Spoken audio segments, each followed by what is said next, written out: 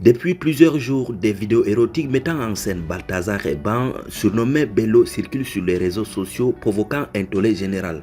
Restez scotchés à cette nouvelle vidéo pour les détails possibles.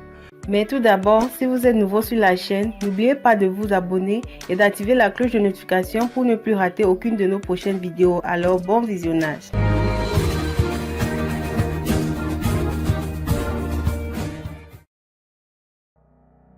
Un scandale retentissant secoue Malabo en Guinée équatoriale avec la circulation sur internet de plus de 400 vidéos impliquant Balthazar et Ban, le directeur général de service d'investigation financière et fils du président de la CEMAC.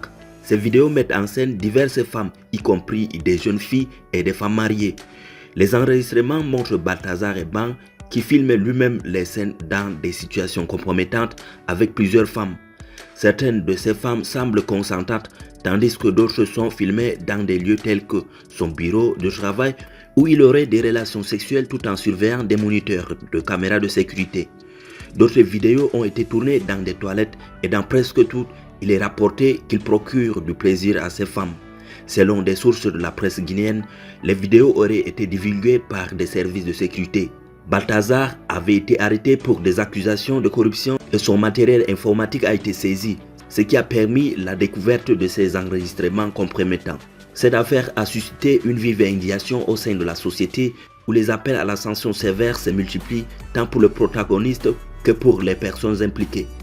Face à cette situation, le parquet de la République a rapidement réagi en lançant une enquête pour déterminer si Bello est porteur d'une maladie sexuellement transmissible. Si cette affaire venait à être prouvée, il pourrait faire face à des poursuites pour atteinte à la santé publique, un délit puni par la loi équato-guinéenne. Le procureur a rappelé que la loi n'interdit pas des relations sexuelles consenties, mais pourrait sanctionner sévèrement toute personne ayant sciemment propagé une maladie infectieuse. Pour l'heure, les investigations visent à vérifier les éléments de preuve afin de déterminer si les charges peuvent être retenues contre Bello. Ce dernier pourrait être sanctionné si les conclusions de l'enquête montrent qu'il enfreint les règles de la santé publique. Par ailleurs, le parquet a indiqué qu'un audit de risque sanitaire est en cours pour évaluer l'impact potentiel de cet incident sur la population équato-guinéenne. Alors, ce scandale soulève des questions éthiques et morales, notamment en ce qui concerne le consentement et la vie privée des personnes impliquées. Merci d'avoir été attentif à cette vidéo. Veuillez nous laisser un like, un commentaire pour vos avis et surtout de vous abonner si vous découvrez la chaîne pour la première fois. À bientôt.